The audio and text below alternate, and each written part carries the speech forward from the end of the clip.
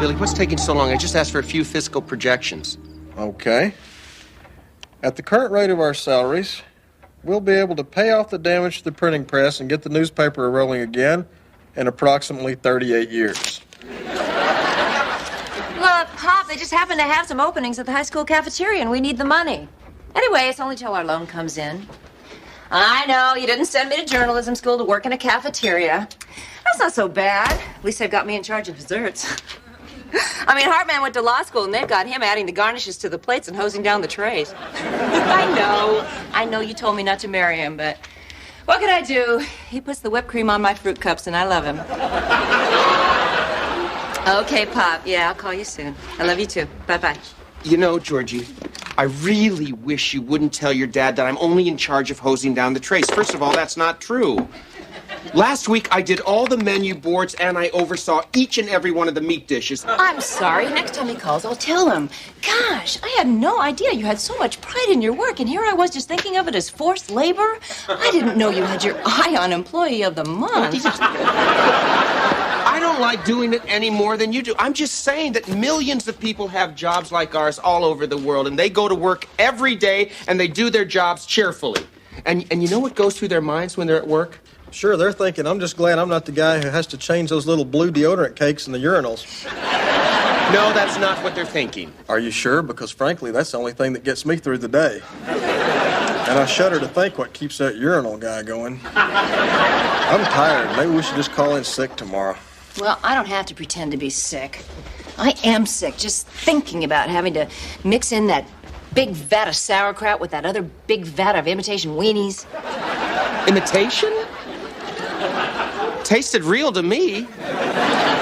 If that's imitation, then what's a real weenie? If you really want to know, check out your reflection in the fryer later tomorrow wearing that little plastic hat.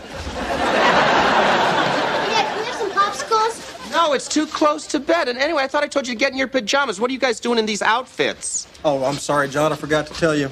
But since we've been having a hard time financially, Elliot and Ben decided they're going to join Greyhound. They're going to be little bus drivers. We're not bus drivers, we're soldiers. And I'm a fairy. Evidently, she hasn't heard about the don't ask, don't tell policy. Where did these come from? Billy Bob's mom made them. She did the epaulets and the braiding herself. Aren't they incredible? Yeah, but what are they for? They're not for anything. She just asked us if we'd like to be little soldiers, and we said, okay. Daddy, we're writing a play about a beautiful fairy princess who lives with these two handsome men who can't find jobs. So they end up joining the army and working in the United States of America cafeteria. The United States of America cafeteria. Now that sounds like serious drama. The men are handsome, but they don't have any money. Yes, we got that, Elliot. Thank you. Appreciate it. Listen, have you guys finished your homework? Why do we have to do our homework? You all did your homework, and look what happened to you. That's good. The boy has a point. Hey, come over here. Don't worry about anything. As long as we're together, we're going to do just fine. You guys go on upstairs. I'll be up to tuck you in. Here, give me a kiss. Give me a kiss. I'll be up in a minute. Good night. Good night, sweetheart. Night, You too. Good night. I could use some of that fairy princess sugar over here, too, honey. Daddy, Georgie's reading us a story tonight. I thought it was my turn. You lost your turn because last time you fell asleep. Man, these kids are ruthless. One little cat nap and you're out on the street. Hello? Yes, it is. Well, hello, Mr. Starnes. How are you? Boy, it's been a long time. Could you tell me what it's in regard to, sir? No, we'll be there. Yes, we won't be late, sir. All right, thank you. Bye. Who's Mr. Starnes? Well, he's the high school principal. He's been there about 30 years. Well, what did he want? I don't know. He wouldn't say. He just said, be in his office first thing in the morning. Maybe he wants to promote us. Promote us to what? Who knows? Maybe something in food management. Maybe even something at the district level. Ooh, the district level. I know I, for one, will not sleep tonight. Yeah, you can kid if you want to, but I say if you're going to work in a cafeteria, why not aim for the top? What exactly is the top? Oh, that's easy. Everybody knows that. It's the United States of America cafeteria. Mr. Hartman, Mr. Davis, Miss Lottie, may I say that I've read your byline over the years, enjoyed your work. Thank you very much. And it saddens me that you've chosen to involve yourself with these two boys and are now, I'm afraid, going to have to suffer the consequences with them as well. The consequences? One would think that the passage of several decades would by now have deadened the animosity, the incredulity, the sheer outrage at some of the things you perpetrated on this venerable institution and its staff, but that is not the case. I find myself as disgusted with you today as I was on the day 20 years ago when you kidnapped the Charleston Mustangs mascot and didn't return it for 72 hours. Excuse me, but isn't that a rather common high school prank? It was two students, human beings, dressed as a horse, Miss Lottie. I'm very sorry about that, Mr. Starnes, but we were both so young and stupid. Tell that to Miss Hester Warland, a woman who wanted nothing more than to be left alone to teach her beloved algebra. But thanks to the two of you, was subject to the constant degradation of having long streamers of toilet paper stuck to the bottom of her shoe or trailing from the back of her dress. And it wasn't just once or twice, Miss Lottie. It was every day. Everywhere that woman went, she had toilet paper stuck to her somewhere. You even put little squares of it inside her wallet. Even when she came back from being held for observation, they showed no mercy. She would be standing at the blackboard, and do you know what she would be writing, Mr. Davis? Her beloved algebra? That's correct. Excuse me for interrupting, Mr. Starnes, but I, for one, am very ashamed today of the way Billy Bob and I acted. This is just incredible. And you have such an innocent-looking face. I never would have suspected. That's exactly how they get away with it, Miss Lottie. Mr. Hartman is the front man, charming everyone in their path.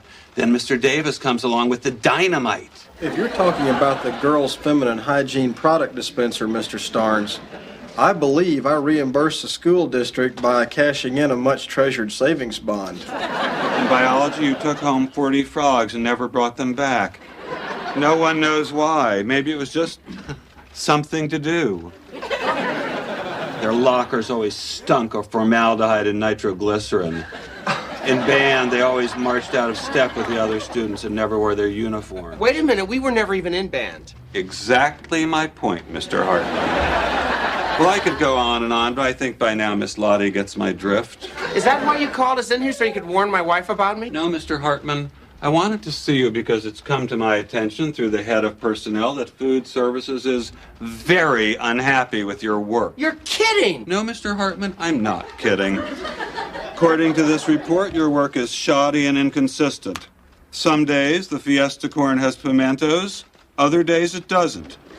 You allow the Jell-O cubes to become runny by letting ice evaporate around them. The trays are usually sticky. The pressed meat surprise has often been poorly presented. It's okay, Mr. Starnes. I think we're kind of getting a picture here. Is there anything else? Yes, I wanted to be the one to tell you myself. It's time to turn in your little plastic hats. You're fired.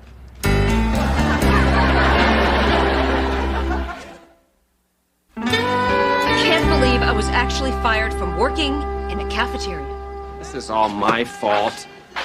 I'm the one who married you and ruined your life, and I'm really, really sorry. I love you so much, and if I wasn't so depressed, I'd say it with a lot more feeling. I know, me too. Hey, would you please turn that damn song off? What's the matter, Billy? Don't you like All We Are Is Dust in the Wind? Truth hurts, doesn't it? Excuse me, but I'm trying to watch this interview with Imelda Marcos. She's talking about old Ferdinand's final farewell tour. Is what? You remember a few months ago when they took him all over the world in that glass coffin, wearing that cheesy see-through dentist shirt? You talk about your loss of dignity. Why are you so interested in this? Because he's the only person who's more pathetic than us. Makes me feel good about myself. Wait a minute. Does that make me even more pathetic? I don't know, Billy. These are not questions that can be answered by a simple ex-cafeteria worker. All I know is I started this day with a dream. I'll admit it wasn't much of a dream, but it was all I had.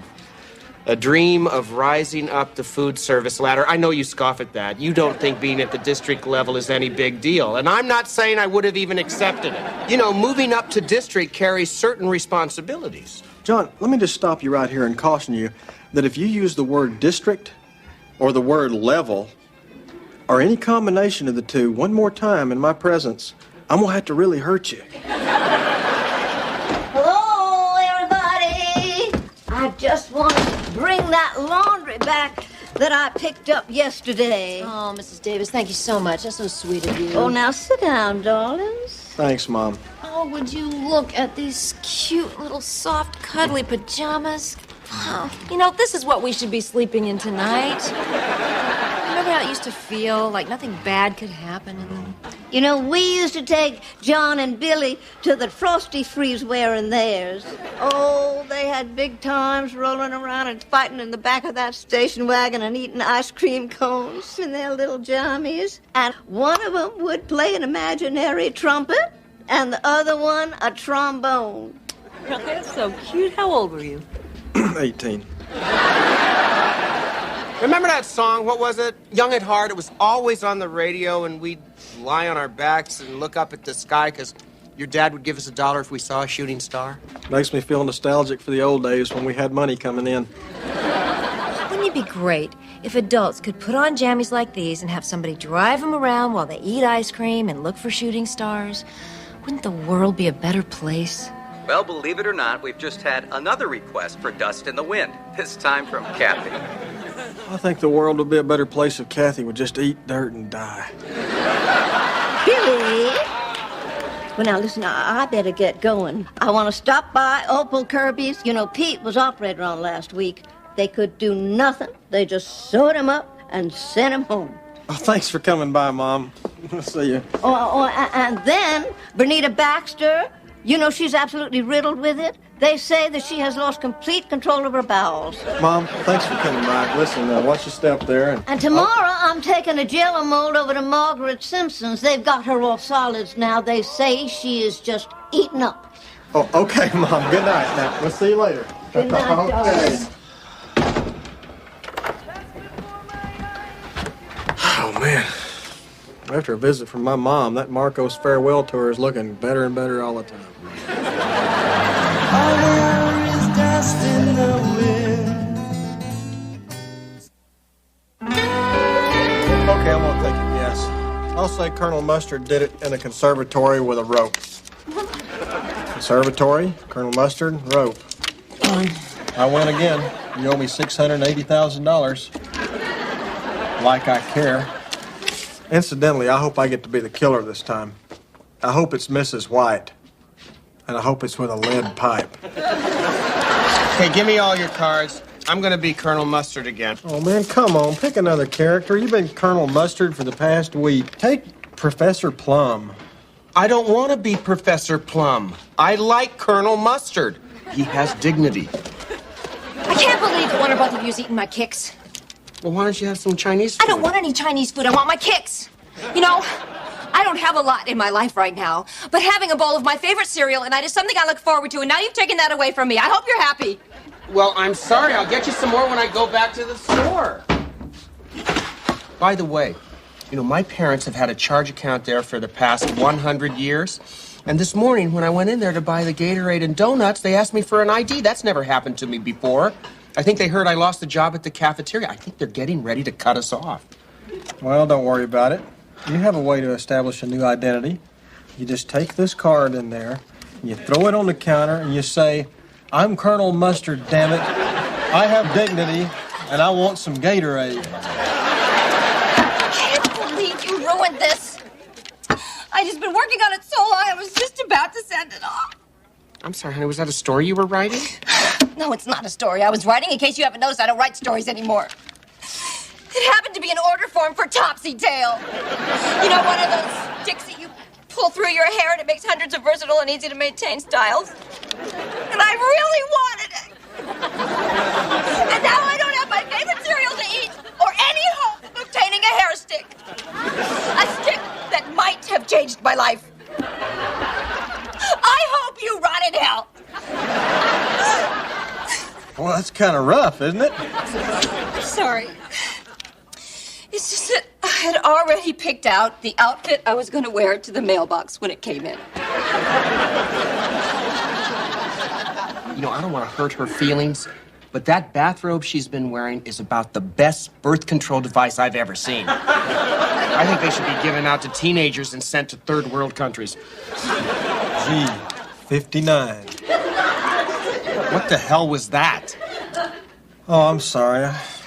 I was up too late last night playing bingo by myself. I just can't get the sound of those numbers out of my head. Under the N, 32. Are you about finished, bingo boy? Hey, Georgie, you gonna play? What are you doing over there? You know, there's a song on it I used to put on whenever I was depressed and I danced to it. I don't know why, but it always used to make me feel better. I don't know what the heck. I might as well try it. It's worth a shot.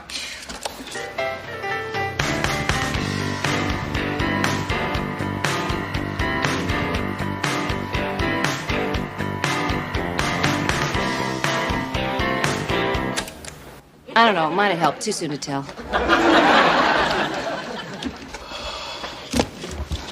B11. What the hell is this? What is it? I just opened up a fortune cookie. There's no fortune in here. Well, it's probably just a fluke. Open up another. Nothing. This is bad. This is very, very bad. I can't believe this. Nothing. Okay, I want the phone. Oh, calm down. There's probably just a malfunction in some assembly line somewhere. So Lucy and Ethel forgot to put in a couple of fortunes. So what? No, this means something. Don't you see? It's a sign. It could mean we have no futures. I mean, this kind of shoddy workmanship, there's no excuse for. I mean, what happens if a guy who's suicidal gets a hold of a box like this, huh? That could be the final straw that drives him over the edge. Yeah, hello? Yes, is Mr. Chu Lin there by any chance? Oh, I see he's not in. Well, that makes sense to me. Obviously, he's not a responsible person. Yes, would you please tell him to call Mr. John Hartman at 555-8663. It's in regard to some defective fortune cookies, all right? Thank you very much. Sure, you feel better now, but in half an hour, you'll want to throw another tantrum. Forget it, honey. You just finish your martini. Maybe it's somebody with good news from the district level. Well, look, honey, it's the Folsom. Hey, y'all, how you doing? Whoop, whoop, whoop. Dive. We just flew back in from Jamaica. We had so much fun. Y'all should have come with us. I heard about y'all losing your jobs over at that cafeteria. What in the world were you doing working over there anyway? Hell, I could have put you to work selling cars over at Folsom Ford, or Folsom Chevrolet, or Folsom Jeep Eagle. Now listen, I say we go out to the Idle Hour Country Club, get us some damn scotch, and settle this newspaper deal once and for all. You look pale and pasty. Kind of seedy, too. How long y'all been in here? Actually, we're part of this Biosphere 3 experiment. I can't say any more than that. It's top secret. I really do have to apologize for my appearance. I'm in the process of changing my hairstyle, and some of the equipment hasn't come in yet. Darling, you don't have to apologize to me. I know it's real easy to let yourself go when you're depressed. But in my experience, good mental health is a lot like sex. Sometimes you just have to fake it. Dang, Leanne, why don't you just tell our whole life story? Anyway, I'm here to make my final offer. Now, I know you turned me down before, but I don't scare easy. Now, look, I got a check for $75,000 to get your newspaper rolling. And again, all I'm asking is to be declared editor. Now, for the life of me, I don't understand why that's such a big deal. Hell, you all get to pay off your debt, and I get to look smart. And listen, you don't have to worry about me interfering. Hell, I'm usually off playing at some golf tournament anyhow. Help me, I'm weakening. What do you think, Billy? Oh, 68. Hello? Yes, it is. Hang on a second. This is a very important phone call I've been waiting for. Hello, Mr. Lin. Yes, I'm calling to complain about a little matter of 12 empty fortune cookies. Now, perhaps you don't realize how much those cookies mean to people who are shut in. But let me tell you something. If my wife my best friend and I were not as strong as we are, this evening might be ending a little differently. Now, I don't think I'm asking for too much. I'm not asking for some fabulous fortune. I just wanted some small message to hold on to. Heck, I would have been happy with you will be sewn up and sent back home, or prosperity and wisdom are yours before losing complete control of your bowels. But no, I didn't get any of that. I didn't even get a blank piece of paper. All I got was dust in the wind, Mr. Lynn. Dust in the wind! Reed, maybe we should go. They're busy. Hey, Dad, guess what Carson Lee did? Don't tell, it's a surprise. Now, wait a minute. I don't want you to bring any over. I've got company. All right, yeah, okay, fine. Just read me one cookie. She called Dedication Radio. Ellie, yeah. And dedicated a song to you, Georgie and Billy. Ellie, yeah. Oh, isn't that sweet? Hey, kids, say hello to Mr. and Mrs. Folsom. Hi. Well, they're your kids, all right. Aren't they cute? All right, just read one. Hurry up, though. It better be good.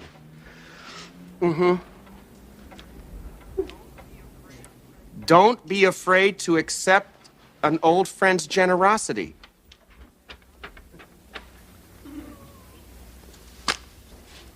Well, I don't think we should argue with Confucius. Bingo. Yeah, I think that one's a keeper. We'll take it. Thank you. All right, now you're talking. Put her there, partner. Oh, I didn't know you had company. Hello, darlings. How are you, Reed, Leanne? We're just fine. I think we just went into business with your son.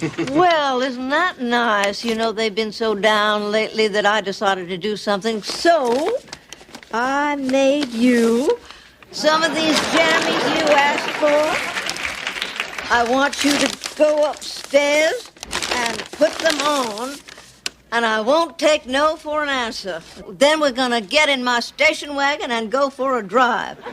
Listen, Mom, I appreciate the offer, but, I think we'd all feel kind of silly. Yeah, it might be a little hard to explain if we got stopped. That's right. I'm afraid our jammy days are about over.